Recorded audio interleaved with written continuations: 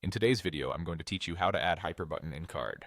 By the end, you'll know exactly how to place a clickable button on your page, link it to any destination, and style it so it fits your design.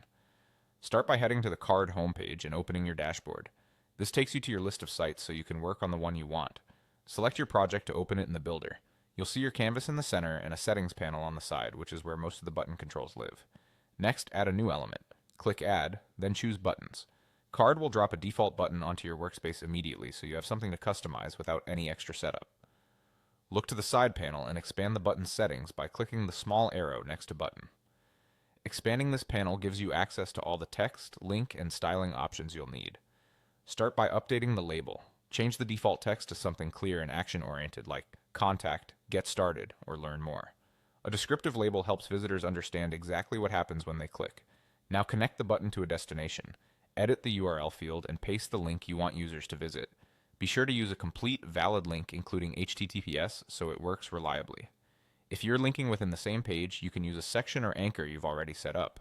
Double-check the URL for typos to avoid a broken button. With the basics in place, customize the look. In the color controls, pick a button color and text color that align with your brand and stand out against the background. Good contrast improves readability and accessibility, which is especially important for call-to-action buttons. For more visual tweaks, click the paintbrush icon to adjust appearance details like colors and alignment. This is where you can refine size, weight, and spacing so the button feels balanced in your layout. Consider alignment relative to nearby text or images, and keep consistent styles if you have multiple buttons across your site. Finally, place the button where it makes the most sense. Click and drag it to your preferred spot on the canvas. Aim for a position that is easy to see and logically connected to nearby content. Center placement often works well for primary actions, while secondary actions can sit below or beside supporting text. That's it. You've added a hyper button in Card, linked it, styled it, and placed it for maximum clarity.